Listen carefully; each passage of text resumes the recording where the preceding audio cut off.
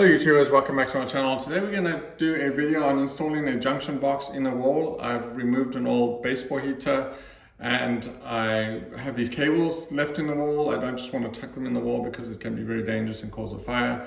You always want to put a junction box in there for a couple of reasons. A, so someone who's working in the area knows there's power there and there's a junction box will indicate that there's a power or some sort of power there. So you don't want to put someone in danger and kind of tuck in the wall and they're drilling the wall, for instance, and this could be 10 years from now, some new homeowner buys your house and he's doing some drywall and he hits your live wire, right? So, and of course the second reason is it could cause a fire inside your wall and then burn down your house. So you always want to put a junction box. So there's a couple of boxes. There's these blue retrofit boxes, these kind of bright blue, that you can go and buy, and they kind of, you don't actually even need to tie them to studs. They got these little metal tabs at the back that will actually pull into the drywall and hold it into fit. So you can look out for those. So if you haven't bought your boxes yet, you can go and look for those. If you I prefer metal boxes just because it makes me as a DIY person feel more comfortable if there's a fire or something, like, you know, metal's been around for a long time. So there's a couple of boxes. There's this junction box which has this sort of tab at the top. There's a couple of ways I think you can use these boxes. You got these tabs and you can actually screw them straight into drywall. But you do want to use do want to make sure you use drywall screws. So there's a specific drywall screw. It's very thin and you can basically just insert it into drywall. It's probably not going to be super strong, but if you've got four screws, it's probably going to be strong enough to hold it in place. My preference, of course, is to try and find a stud, which we're going to try and do. I've got a stud finder, and then I like these blue boxes, these metal boxes. Or not all of the metal boxes actually have holes in the side, but this one specifically, you can actually go and you can actually put a hole in the side. So hopefully we can find a stud. I think there's a stud there in the wall, and then we'll just screw it in, and you know, we may not even actually use these tabs to begin with, right? I might actually end up using that. So this box is a little bit more expensive, it's about double the price than the regular box. You get these boxes which have these like little tabs, but this is kind of meant for if you don't have any drywall, you can just hammer these into the stud, right? That's kind of what probably a lot of electricians on new houses use. They kind of just put it on there and they hammer it on the side and it holds it in place, and then they can kind of, also it's got holes on the side, you can kind of screw it into the wall and stuff, right? So I don't think I'm going to use this today just because we're not going to be able to hammer into the wall. You could bend these tabs back, you know, if you like the fit. Now there's also another metal box that actually it's got these two clamps very similar to this one. It's got two clamps, and it will actually fasten and hold on to the drywall. They're much more expensive. They're about $14 where I'm at, or about $10 to $14, depending where you are. Now the issue with that box, I mean, it does work, of course, but it's really meant for really small projects. In this case, it'll probably be fine. There's a lot less room in, because it's got these sort of kind of, it's kind of almost like a lid of whatever, sort of kind of like a lever, if you want, where it actually kind of pulls in and stuff. So you lose a lot of room in those boxes, right? Plus they're more expensive, right? So good idea, and for smaller projects they're probably perfectly fine, right? So you can decide that. If you're going to go with that box, I would go with probably the blue plastic box. It looks like a better thing. It's got these clips at the back that kind of flip up, and then you screw in here and they kind of pull into the drywall. And plus you got the room in the box, and they're probably a lot less expensive as well. Anyway, so let's get started. You're gonna need a couple of things. You wanna have a level of some sort, so you can just make sure that, you know, when we put it in the wall, it is actually level. Otherwise, you know, it looks crooked and it looks unprofessional. You wanna have some sort of stud finder. We're gonna need some power tool. You wanna make sure that you turn off the power. If you are playing with power or messing around with power, always turn off the power, but not only turn off the power, make sure the power is off by using some sort of testing tool, right? So we're going to use this tool today, and I think that's probably it. I'm probably going to use just a regular utility knife. Most people don't use utility knives, but again, I'm just one of those guys that I'm going to take it slow. I don't know what's behind the drywall. You've got these sort of different types of saws. There's some sort of safer saws to use. I don't have any of those myself. Maybe one day I'll get those, but today I think that it's going to be the safest one. If you have a saw of some sort and you feel comfortable using that, then use that saw to make it a lot easier and make the cuts a lot neater as well, right? So anyway, let me show you what's going on, and then we can go get started. Again, if you're not comfortable working with electricity or doing anything with electricity or wires, don't do this. Call in a professional. Don't be forced to do it or feel that you have to do it. If you're not at grade level, don't do it, right? Okay, so let's start off by testing the power. So let me go and show you what we got going on, and then we will turn off the power.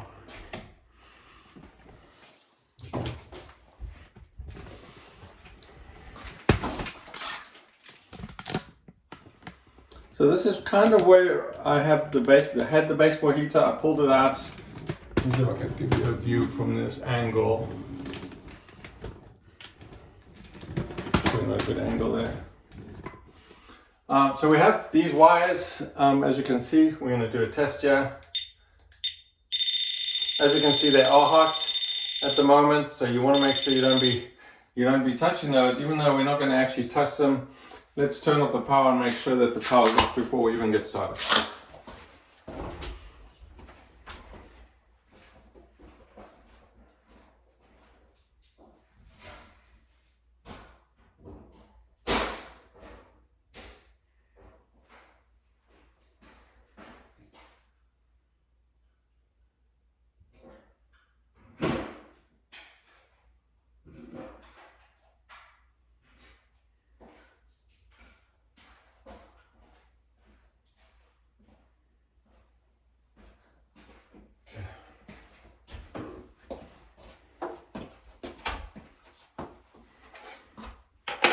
Okay, then just double check that you have the power is off.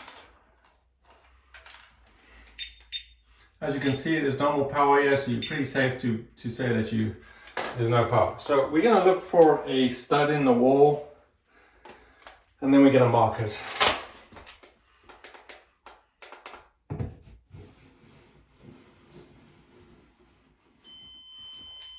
So you want to take a pencil and just sort of mark where that stud is. And then you want to come from the other direction as well.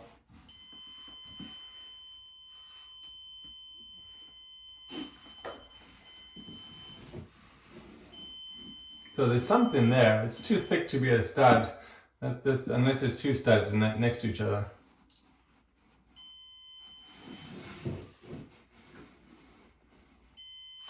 It's definitely saying, but that looks more than a regular stud. So there's probably a stud there of some sort.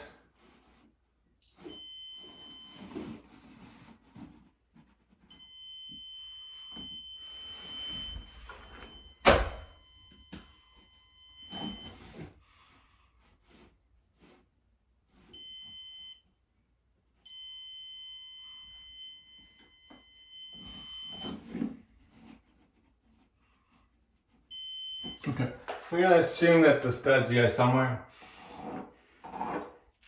in the direction. So there's my baseboard or my molding that'll fit at the bottom. We're going to actually cut into over here. I'm probably going to go just a bit above that. So we probably want to go over here somewhere. Now it also has these bumps. In this case, this one, you may be able to see these bumps. These are for a bracket. You can actually buy a bracket that actually fits in, and they've got two hooks that will actually hook it in. It's kind of tricky to use them. I saw someone trying to use them, but just be aware there is a bracket that actually you can potentially use here, right? Okay, so I'm going to just go and try and start cutting a hole here. You can use a drill to mark your first hole. You can just wiggle it in there.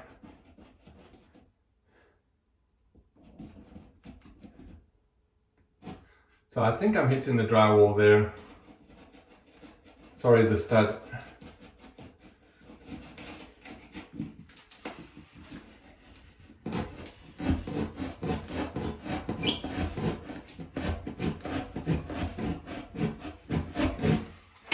So again, so we probably want to start off and just mark it, the outline.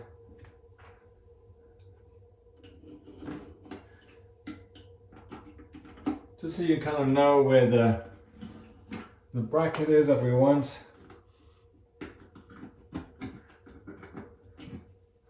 Kind of give you an idea. So we don't cut the hole too big.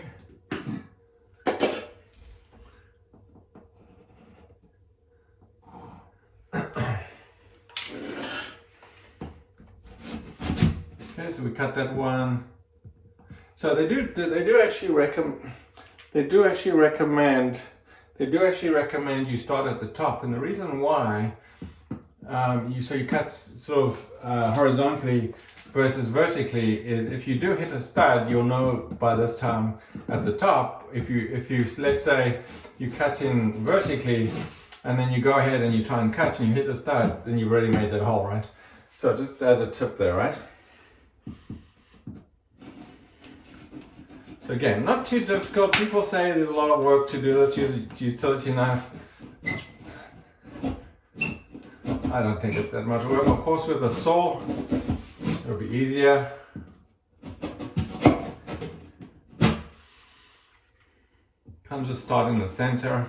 Just wiggle your way in.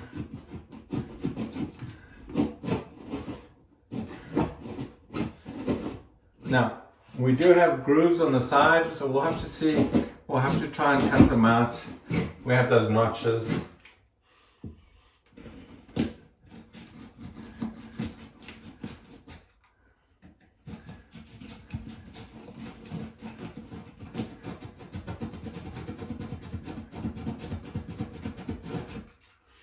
Now, we want to see if we can get this out, and that way, if you need to reuse this piece or some of it.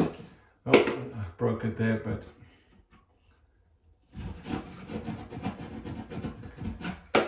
we can actually save it in case we need some of it. I don't know if we can use that, but I'm just going to get a flashlight so I can look inside that hole.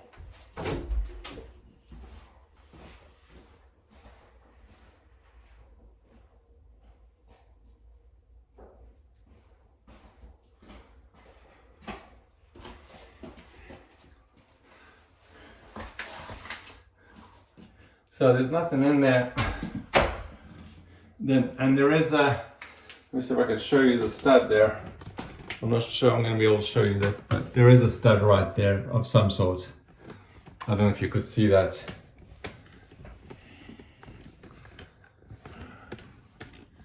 You can see there's a stud there, which is perfect. Kind of what we're looking for, right?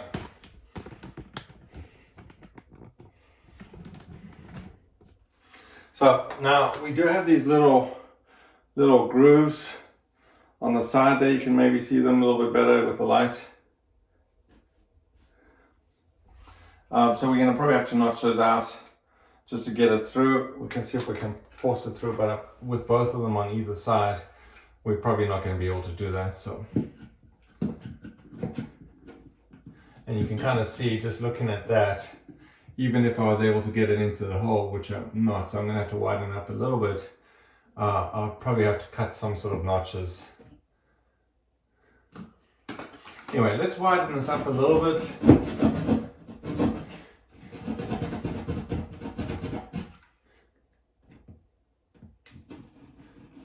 Again, having some saw at this point would be a lot easier to use versus us trying to just tweak it here a little bit.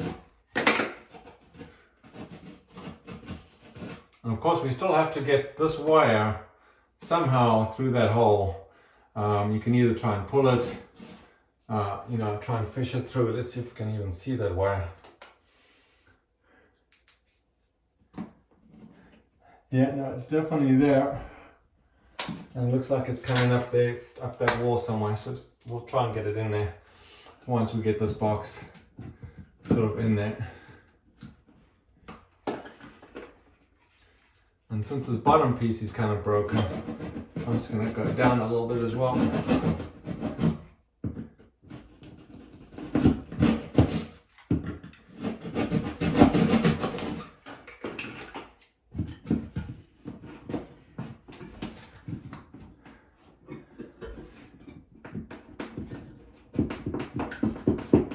So I think I could probably force my way in there, but before we do that, of course, we want to actually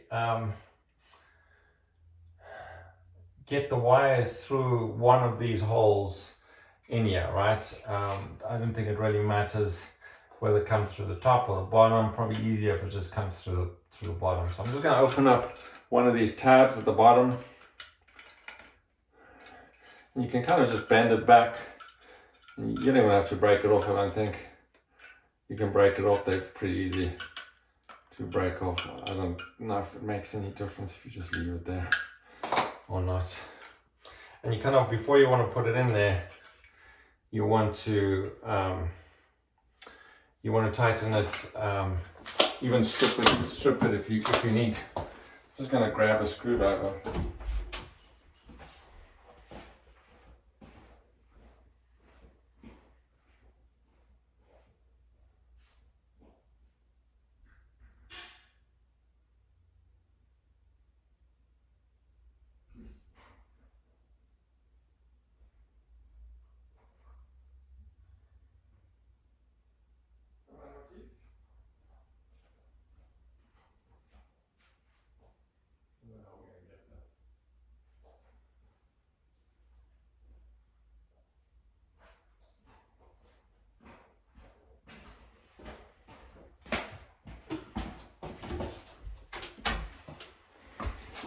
So inside the box, it's got the screw, so you just want to kind of unloosen a little bit. We're going to tighten it once we get the wire through there. But let's see if we can actually try and get this wire. Again, I might have to go get some sort of fishing tool. Maybe we can bend it through here in the general direction. Of course, if you're trying to go through somewhere else, you'll definitely need to get some sort of fishing tool. So let's see how far we go. Coat hanger, if you don't have a fishing tool, get a coat hanger of some sort. Oh, so I can actually see it right there. So I'm just lucky in this case. Most of the times you probably wouldn't be this lucky, or you know, you're not bringing the wire through where you're trying to install the plug, right? In this case, it's a short distance. So there you go, which is kind of nice. So you kind of want to deal with that first. Again, we want to get those wires into the box. Let me see if I can. I'm probably going to have to take those nuts off. I could probably get the one nut through there.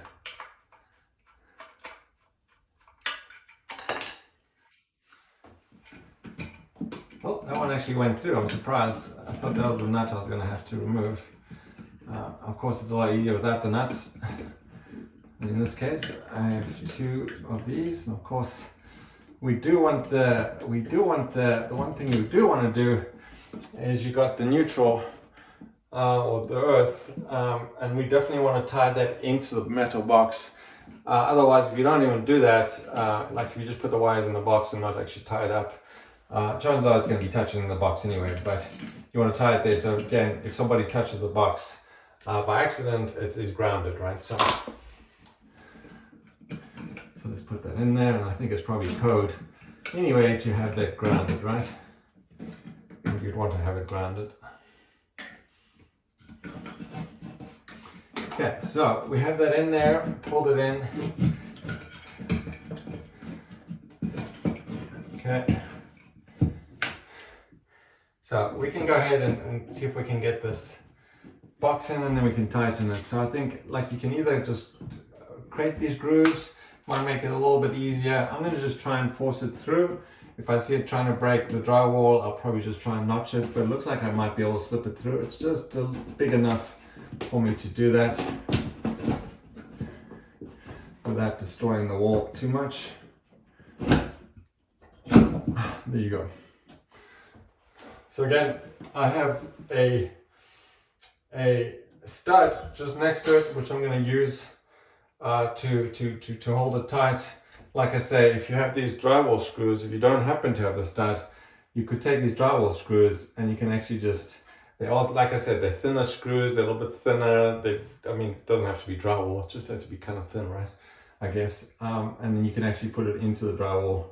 In this case, we're not going to need that because we have the stud that we're going to be able to hopefully secure this with, right?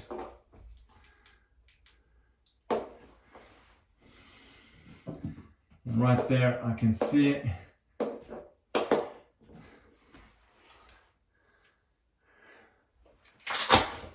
I just need a Phillips.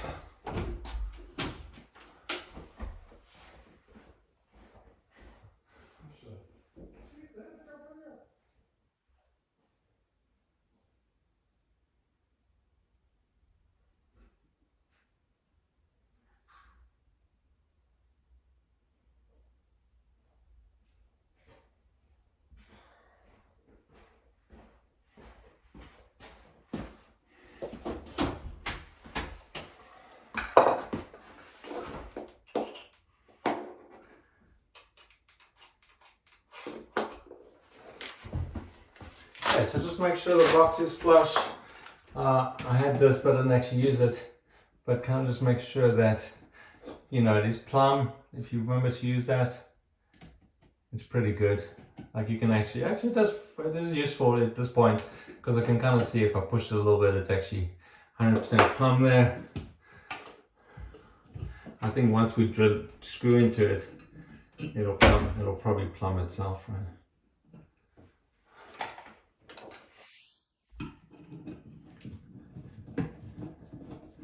Okay, I'm just gonna screw into the stud here.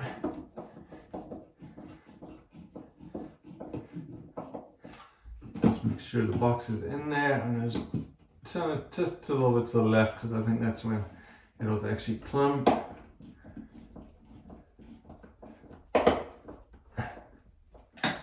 And you can just test and see if it's plumb, which is good enough. Not quite plumb, but actually it's not bad. It's pretty plumb. Okay, so there you go. Box is in the wall. We've got these wires. So we want to make sure that we tighten the screw at the back. So let's go ahead and do that first. So we're going to just like lock it in there and also close the holes, right? So if there is a fire, you know, those holes, it's not able to get through those holes. And if you don't lock this in, you've got that gap, right? Okay, you don't have to over tighten it, just kind of make sure it's pretty tight. Okay, so the next thing we want to do is we want to put this ground. My flashlight not working.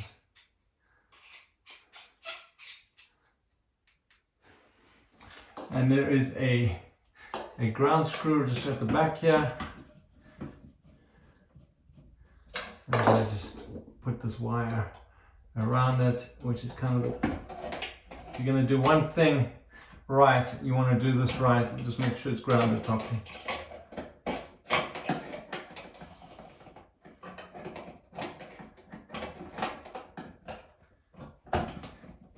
Okay, just rock it around a few times.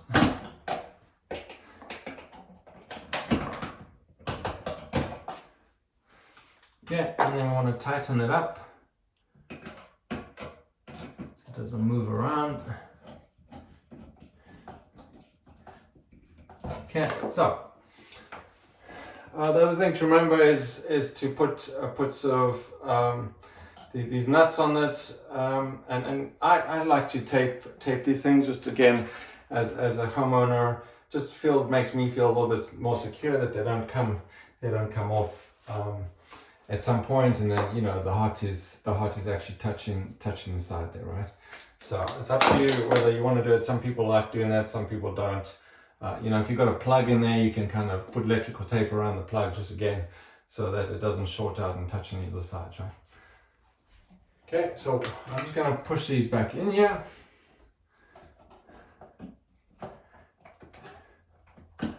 Okay, and that's kind of what I wanted to do, right? So we could have just pushed that wire straight in the wall and left it. Not a good idea. If there's a fire of some sort, then, you know, it could burn down your house. So you certainly don't want to do that ever.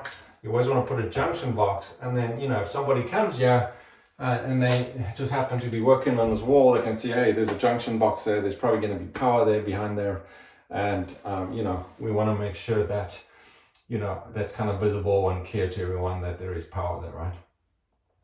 So one last thing is just to put the cover on, and you can even put a label as well if you wanted.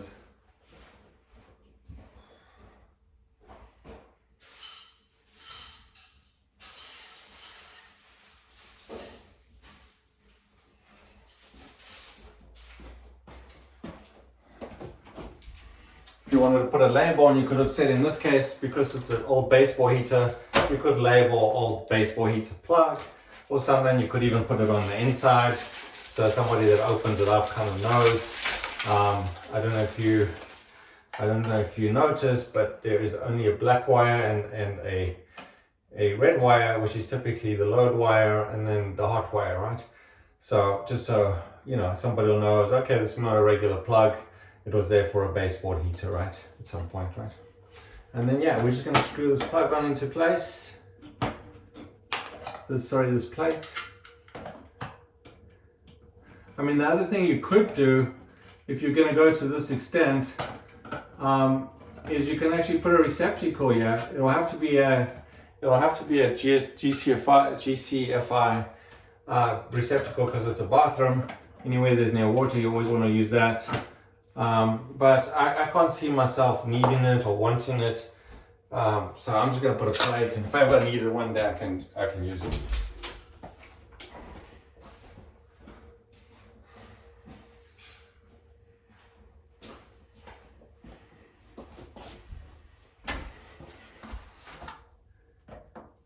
Every screw is different. These ones are flatheads. We have the Red Robinson and then the Phillips, right? You can't make them sort of semi-standard, right? But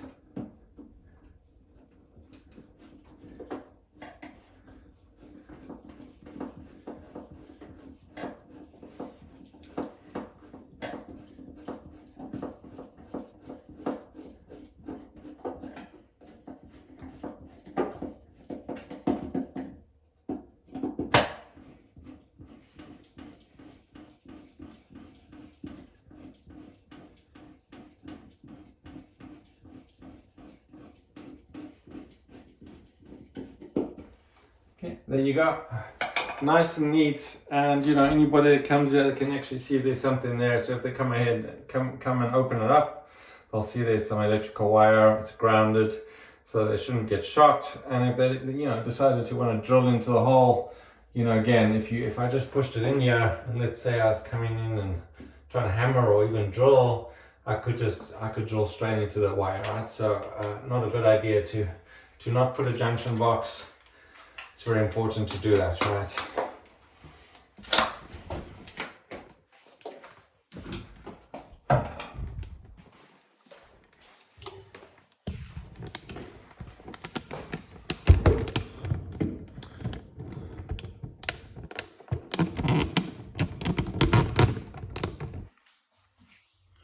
Anyway, thank you for watching. If you stayed this long, I appreciate it. If you can hit the like button, subscribe. If you have comments of ways I could improve or do something better. Like I said, I'm just a DIY person. I'm not a professional. I don't have any expertise or background in doing electricity or anything like that. These simple tasks most people should be able to do. Again, if you're not comfortable, then don't do it. Always make sure the power is off. Double check the power. Get some of these tools. I'll put some links in the video. Tools are really inexpensive, you know, sort of $20 for testers. You can get a variety of testers. You can get the fancy expensive ones, you can get the cheap ones. I have 2 or 3. I use that one, this one most of the time.